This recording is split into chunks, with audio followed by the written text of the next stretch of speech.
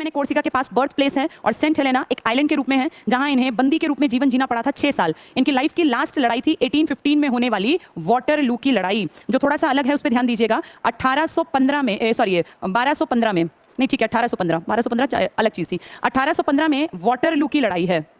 ये इनके जीवन का अंतिम युद्ध है और इस युद्ध में इन्हें हार का सामना करना पड़ा और ये पकड़ लिए गए और बंदी बनाकर एक आइलैंड पर इन्हें भेज दिया गया। और कहते हैं कि उस आइलैंड पर आबो हवा कुछ ऐसी थी कि जो एक बार गया उसका मरना या बहुत बुरी तरह से बीमार होना निश्चित था। वहां की हवा इनको सूट नहीं हुई, जैसा कि पहले से पता था लोगों को, और धीरे धीरे करके इनकी हेल्थ जो है वो नीचे की तरफ आने लगी और 6 साल बाद ये एक्सपायर हो गए। 1821 में 1821 में ये बहुत बड़ा राजनीतिक एक हस्ती कह लीजिए, एक इंसान के रूप में जिसको जाना जाता है, इनकी डेथ हो गई 1821 में। 1815 इनका लास्ट युद्ध है वाटरलू की लड़ाई और 1821 में 6 साल बाद जिस आइलैंड पर ये एक्सपायर हुए उसी का नाम है सेंट हेलेना। ये सेंट हेलेना यूके के एरिया में पड़ता था, यूके के अधिकार क्षेत्र में था। और जब ये जन्मे थे कोर्सिका आइलैंड पर तो ये फ्रांस में है, फ्रांस के एरिया में पड़ता है। इनके पिताजी का संबंध इटली आप जानते हैं ना, इटली फ्रांस सारे यूरोप में है, यूके भी। तो इनके पिताजी जो हैं नेपोलियन बोनापार्ट के, इनके पिताजी का संबंध इटली के किसी परिवार से था। इसलिए देखिए मैंने फ्रांस और इटली दोनों को लिखा है। इटली से इनके परिवार का संबंध था, इनके पूर्वज इटली से संबंधित थे। इनके पिताजी और इनकी माँ जो है बाद में फ्रांस में आके बस गए और वहीं पे जो एक देश था, इसी देश में एक हिस्से में इनका जन्म हुआ, कोर्सिका में। बहुत यंग एज में ये आर्मी में भर्ती हो गए थे और महज 24 साल की एज में ये आर्मी में बहुत ऊंचे ओहदे पर पहुंच गए और अपने जीवन का अंतिम युद्ध इन्होंने लड़ा था। कब?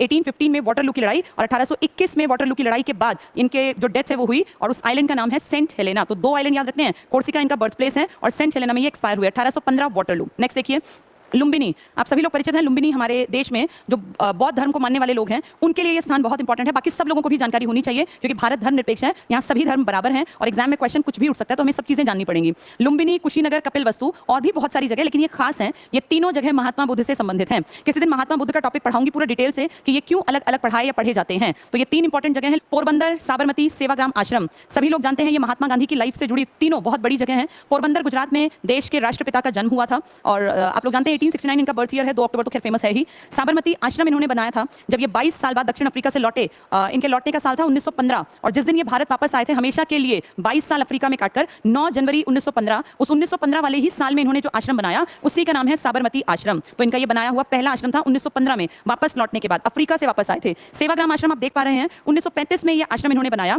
और ये वो आश्रम है जहां महात्मा गांधी ने अपनी लाइफ का लास्ट फेज निकाला था। 1936 से लेकर 1948 तक महात्मा गांधी मेन अपनी लाइफ का टाइम पीरियड गांधी जी ने सेवाग्राम आश्रम में निकाला। जब आए हैं तब नहीं, जब लाइफ का लास्ट पीरियड है 1936 से 1948। और आप सभी लोग जानते हैं 1948 में ही नथुराम गोडसे ने महात्मा गांधी की हत्या कर दी थी। तो वो जो पिछले 6-7 साल हैं महात्मा गांधी के 8-10 साल, वो गांधी जी ने इसी आश्रम में काटे, सेवाग्राम आश्रम में। और जब आए थे अफ्रीका से 22 साल बाद तो आते ही बनाया था साबरमती आश्रम। पोरबंदर में इनका मैसिडोनिया, मकदूनिया, सिकंदर महान, बहुत बड़ा नाम है और सभी लोग जानते हैं अलेक्जेंडर द ग्रेट ही हमारे लिए सिकंदर महान है। 20 साल का एक लड़का, बहुत कम एज होती है 20 साल, ये राजा के पद पर बैठा क्योंकि पिताजी एक्सपायर हो गए। इनके पिताजी थे फिलिप सेकंड और इनकी मां का नाम था ओलंपिया।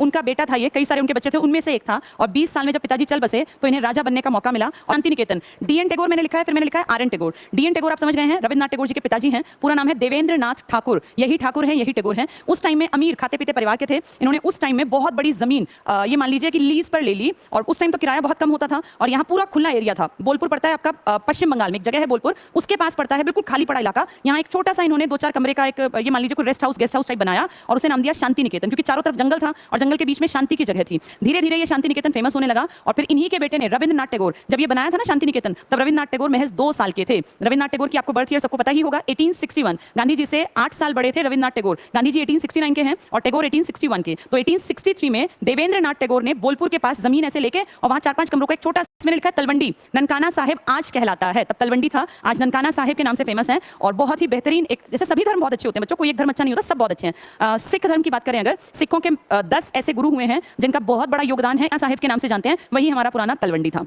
नेक्स्ट मैंने लिखा है मक्का मदीना।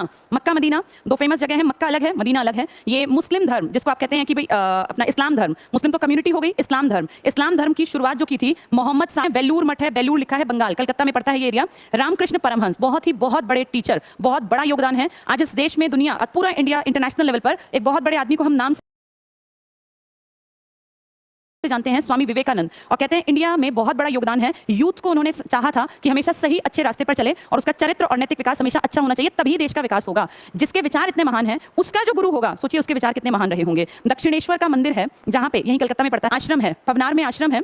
और ये महाराष्ट्र में पड़ता है। ये इनफैक्ट समाधि है एक बहुत बड़े आदमी की जिनका नाम है विनोबा भावे। आप सभी लोग परिचित होंगे। आजादी के बाद इस देश ने एक आंदोलन देखा था 1951 में, जब चारों तरफ गरीबी बदहाली थी और लग रहा था कि देश कैसे खड़ा होगा, और गरीब किसान परेशान थे क्योंकि देश के बारे में बाद में सोचा जाता है, पहले सबसे पहली जरूरत होती है पेट भरना। उस टाइम इस बड़े लीडर ने एक आंदोलन की शुरुआत की। गुरु नहीं है, शिष्य हैं, क्योंकि ये गांधी जी के बाद आए हैं। तो गांधी जी के आध्यात्मिक शिष्य कौन है, सक्सेसर कौन है गांधी जी की स्पिरिचुअलिटी का, तो आप टिक करेंगे विनोबा भावे। नीचे देखिए लिखा है भूदान आंदोलन, भूमि का दान करना, लैंड गिफ्ट, एक तरह का आंदोलन था। 1951 में चलाया पोचमपल्ली में, पोचमपल्ली तेलंगाना में पड़ेगा, और 1982 में ये एक्सपायर हो गए 1982 में। ठीक है, तो ये खास बातें हैं, एग्जाम में बहुत बार आ जाती हैं। नेक्स्ट है जीरादेई, बिहार में पड़ेगा, देश के देश रत्न डॉक्टर राजेंद्र प्रसाद। नेक्स्ट देखिए श्रीरंगपट्टनम है, टीपू सुल्तान से जुड़ा, आप सभी जानते होंगे, हैदर अली और टीपू सुल्तान। हैदर अली पिताजी हैं, टीपू सुल्तान बेटे। इन दोनों बाप बेटों ने 4 युद्ध लड़े थे, आंगल मैसूर युद्ध। कभी कराऊंगी इस टॉपिक को कि क्या कुछ। नेक्स्ट है कटक, सुभाष चंद्र बोस, इस देश के वो महान नेता जिनको हर इंसान दिल से सैल्यूट करता है। एक ऐसा विजनरी, एक ऐसा आदमी जिसका उस टाइम में विचार ऐसे थे जैसे हम चाहते हैं आज हमारे लीडर्स के हों। इन्होंने उस टाइम पर, आज से कितने साल पुरानी बात कर रही हूँ, उस टाइम पर जब कंपटीशन नाम की चीज अंग्रेजों के लिए तो थी, लेकिन हम जैसे इंडियंस का कंपटीशन में आना लगभग नामुमकिन था। त्रिमूर्ति भवन, आनंद भवन,